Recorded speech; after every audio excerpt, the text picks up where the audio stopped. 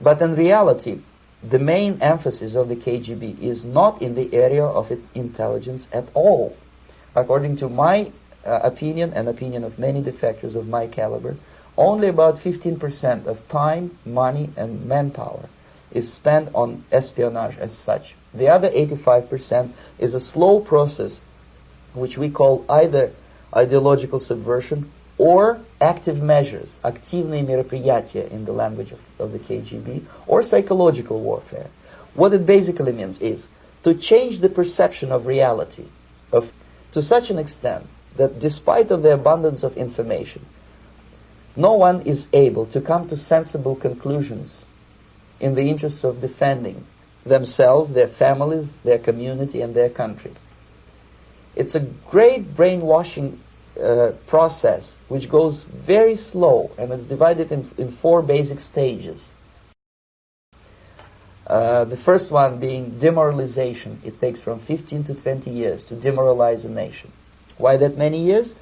Because this is the minimum number of years which requires to educate one generation of students in the country of your enemy, exposed to the ideology of the enemy. In other words, Marxism-Leninism ideology is being pumped into the soft heads of at least 3 generations of American students without being challenged or counterbalanced by the basic values of Americanism, American patriotism. The result you can see.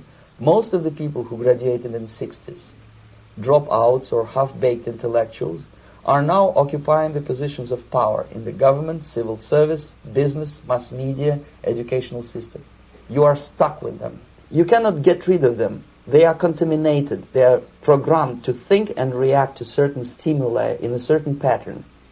You cannot change their mind, even if you expose them to authentic information, even if you prove that white is white and black is black. You still cannot change the basic perception and the logic of behavior. In other words, these people, the process of demoralization is complete and irreversible. That I was a woman, what would your response be? Good for you. Okay, like, yeah. Nice to meet you. I'd be like, what? Really? I don't have a problem with it. I'd ask you how you came to that conclusion. If I told you that I was Chinese, what would your response be? I mean, I might be a little surprised, but I would say, good for you. Like, yeah, be who you are. I would maybe think you had some Chinese ancestor. I would ask you how you similarly came to that conclusion and why you came to that conclusion. I would have a lot of questions, just because on the outside I would assume that you're a white man.